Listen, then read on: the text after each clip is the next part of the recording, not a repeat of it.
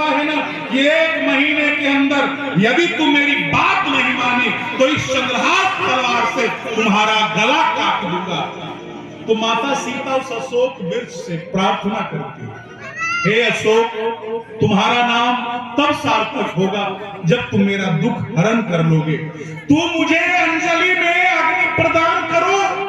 तो हनुमान जी महाराज राम नाम की मुद्रिका गिरा देते और उस मुद्रिका को देखने के बाद सीता माता प्रसन्न हो गई और वो प्राण त्यागने का विचार त्याग देती है। चौथा कौन है? लखनलाल जी महाराज। जब मेघनाद के शक्तिमान से लखन को मृत्यु की संभावना हुई तो हनुमान जी ने संजीवन बूटी ला करके उनके प्राणों की रक्षा करी। और पांचवा कौन है? भरतलाल जी महाराज।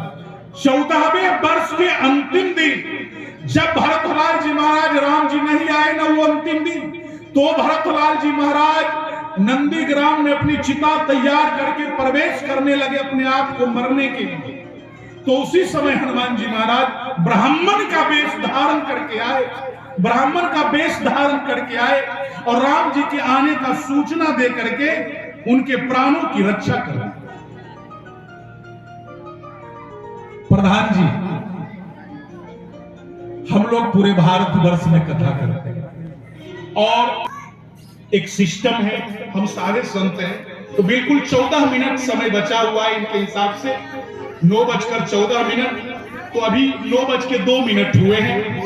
तो चले, तो मैं बोल रहा था आप लोगों से, हम लोग कभी समय लांग ही नहीं सकते क्योंकि पूरे भारतवर्ष में कथा कहानी होती है। और आज पंजाब में आप लोगों के बीच में मैं हूं और बिल्कुल डायरी में नोट करूंगा कि मैं नौशेरा पनुआ में कथा किया। आज से आपको पता है, याद भी नहीं होगा, मैं 9 साल पहले भी 2 बार आ चुका हूं इस व्यास गद्दी। आप लोग याद करो, मैं 2 साल कथा कर चुका हूं इस व्यास गद्दी पर। मैं अवगत हूं इस स्थान से और सारे संत महात्माओं का आशीर्वचन आपको लेना है। तो मैं निवेदन कर रहा था, तो 5वां है भरतलाल जी महाराज और ये 5 प्राणों की रक्षा करने वाले एकमात्र हनुमान जी। इसीलिए भगवान, देखिए, भक्ति का स्मरण करने से भगवान मिलते हैं, लेकिन जब स्वयं भक्ति स्वरूपा सीता महारानी भगवान राम से जब बिछुड़ जाती है ना, तो भक्ति को भगवान से मिलाने का कार्य हनुमान जी करते। यानी आपके जो बजरंग बली है ना स्थान में, ये अपने ईश्वर की भी मनोकामना पूरी करने वाले, ये राम जी के भी मनोकामना पूरी करने वाले। इसीलिए राम जी ने कहा, एक कागज का टुकड़ा दो, एक कागज का टुकड़ा दो, मैं उस पर लिख करके ये दे देना चाहता हूं। क्या प्रभु? देवे को ना कछुरिनिया हो, धनिक तो पत्र लिखाओ। मेरे पास तुझे देने के लिए कुछ नहीं है, तुम मेरे धनी हो, मैं तुम्हारा ऋणी हूं। और राम जी हनुमान जी के ऋणी बन गए।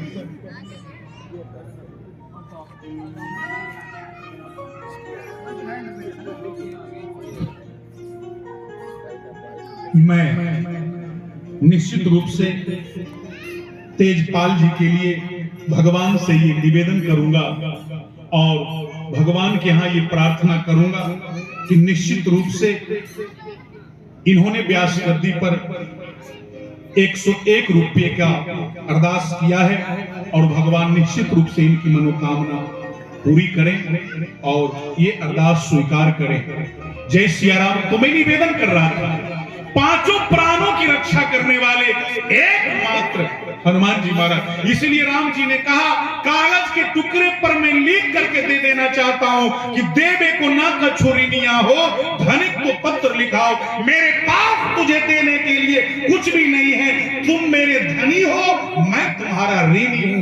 और राम जी हनुमान जी के ऋणी बने। एक दृष्टांत है, उसके बाद फिर समय भी हो जाएगा। सज्जनों, जब आप लोग यहाँ आए हो ना इस पंडाल में, तो कुछ लेकर के जाना। अपना घर जब जाओगे तो कुछ लेकर के जाना। 2 ही शब्द, एक ही शब्द लेकिन लेकर के जाना। एक गांव में कथा का आयोजन था, एक महात्मा जी पहुंचे, तो उस गांव का जो सबसे धनी परिवार था ना, सुखी परिवार, तो उसे तो यह अहंकार था कि मैं राजा आदमी हूं, मैं भला कैसे जा सकता हूं कथा सुनने के। तो वो नहीं जाता था। उसकी पत्नी आती थी, उसकी पत्नी आती थी कथा सुनने के लिए। तो पत्नी जब जाए ना कथा सुन करके, तो वो कहे अपने पति से कि घर में बैठे रहते हो, अरे जाओ कथा सुनने के लिए, घर में परे परे रहते हो।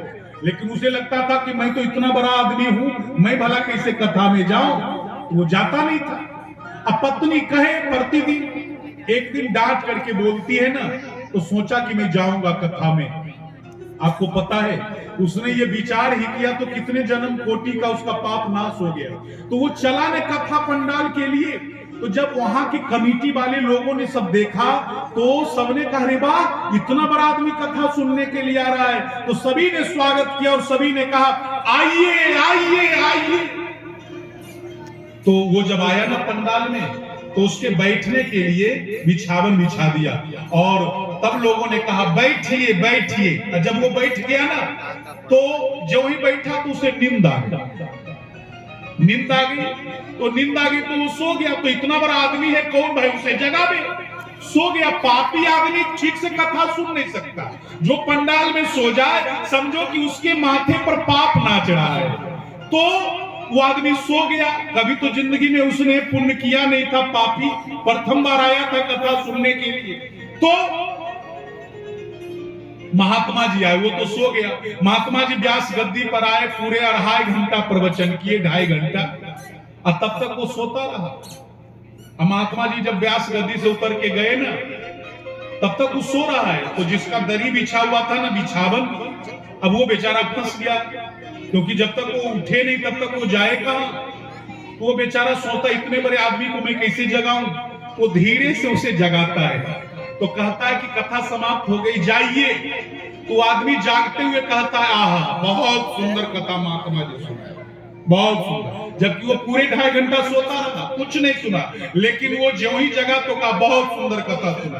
और जब घर पहुंचा ना, तो पत्नी पूछती आगे कथा से, तो उसने बोला हाँ। तो क्या कथा सुना, क्या महात्मा जी बतलाए?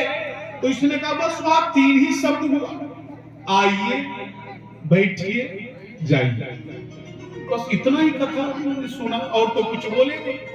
बस इतना ही हुआ, आइए बैठिए जाइए। तो पत्नी सोचती है कि महात्मा जी कौन कथा सुनाए, आइए बैठिए जाइए वाला, ये कौन कथा हो गया। तो पत्नी सोचती है कि लगता है कि कोई मंत्र बतलाए होंगे। तो पत्नी कहती है खाना बनाते बनाते, सुनो ये कोई मंत्र है, जब फुर्सत मिले तो इसका जाप करना। तो गया अपने रूम में सोने के लिए।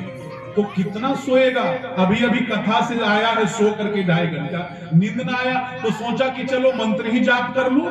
तो जाप करने लगा, आइए बैठिए जाइए। एक चोर हाथ साफ करते हुए जा रहा था, अर्धरात्रि का समय हो गया था। तो जितना भी अंधेरा घर था ना, सब में हाथ साफ करते हुए जा रहा था। तो इसके घर में भी लाइट बुझा हुआ था। तो इसके घर में प्रवेश किया ना, तो इसका तो मंत्र उच्चारण हो रहा था, आइए। चोर जो ही इसके घर में घुसा, तो ये बोलता है पहला शब्द आइए। तो चोर तो वही ठहर गया, सोचा कि भाई मैं चोरी करने के लिए जा रहा हूं, वो तो बुला ही रहा। तो बेचारा रुक गया ना। तो ये दूसरा शब्द बोला, बैठिए। चोर सोचा इतना तो सम्मान आज तक किसी ने नहीं दिया, आने के लिए भी कह रहा और बैठने के लिए भी कह रहा है। तो वो सोचा कि नहीं मैं भागता हूं यहां से, वो तो पहचान गया है ना। तो जब ही वो भागने का कोशिश किया, तो ये तीसरा शब्द बोलता है, तो ठीक है जाइए। चोर सोचा नहीं ये पहचान गया है और ये तो पकड़वा देगा, तो इसलिए अब इसके चरण में ही चले जाते हैं, शरण में ही चले जाते हैं। तो वो लौटा और चला गया इसके घर में, इसके पैरों में गिर गया और पैरों में गिरकर रोने लगा। तो ये तो आंख मूंदकर जाप कर रहा था, आइए बैठिए जाइए। और जब देखा आंख खोला तो अरे वाह, और वो जितना चोरी करके माल लाया था ना, सब इसके चरणों पर रख दिया।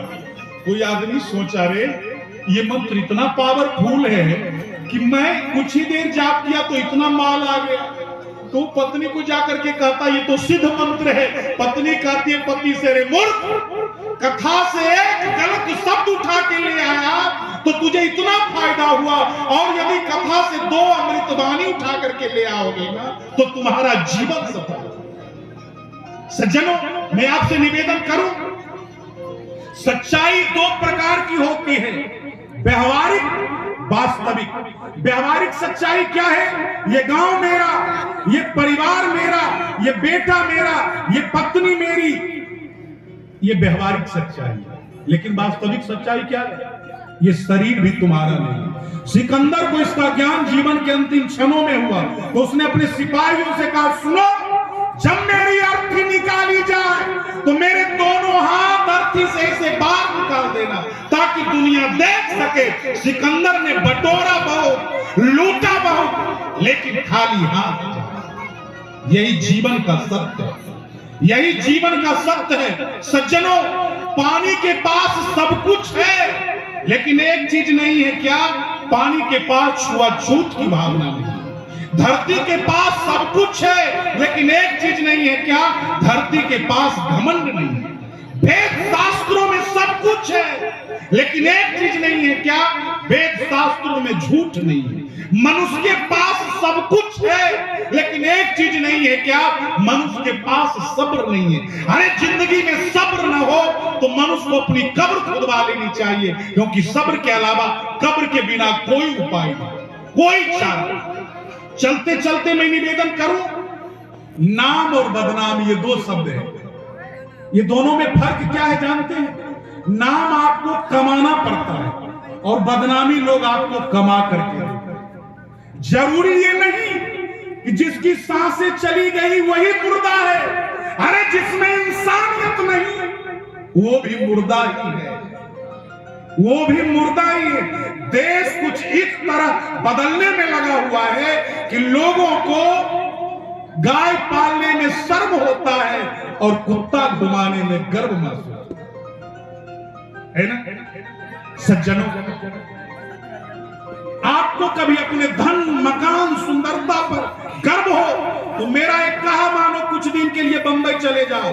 वहां एक से एक धनपति, बड़े बड़े बंगले, लंबी लंबी गाड़ियां और स्वर्ग जैसी सुंदरता को देखकर आपका गुरूर खुद व खुद समाप्त हो जाएगा और आप ऐसे मुंह लटका करके आओगे जैसे लगेगा कि बिल्ली अभी अभी नहा करके आई है। अरे गुरूर किस बात का?